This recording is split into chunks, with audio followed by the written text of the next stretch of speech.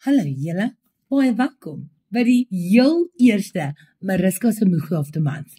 Okay julle het daarvoor gevra en ek gee julle wat julle wil hê. So, ek het vir julle die top 5 Moegies of the Month bymekaar gekry en ons gaan gou 'n bietjie deur hulle gaan en dan kan julle hier onderhoud wie dink julle is die Moegie of the Month?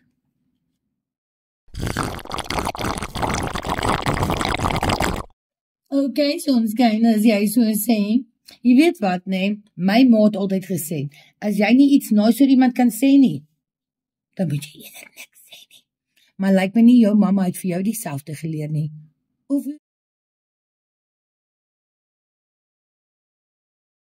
soen jy jou ma met daai mond? Jo. Okay. Okay. Ek sien.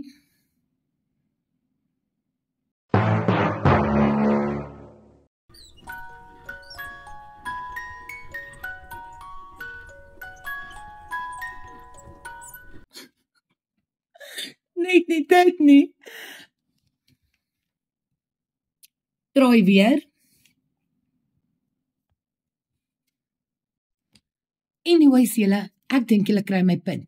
So, wat vir julle favourite Moegie of the Month?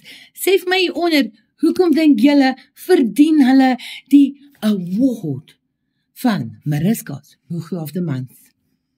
En onthou maatjies, om ietsie op 'n sosiale media platform te sit, is net so goed soos om dit op 'n billboard te sit. Die is ook immers my page. Julle is gewaarsku. Warning.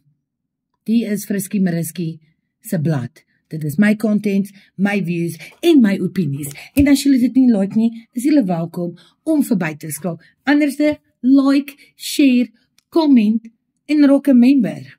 Wie weet, wat is 'n Mariska se poespas? Se wat? Want hier op my blad doen ons alternatiewe Afrikaans. So, as jy nie geweet het wat daai woord beteken nie, of wat in my poespas aangaan nie, stick around, raak 'n member, support local.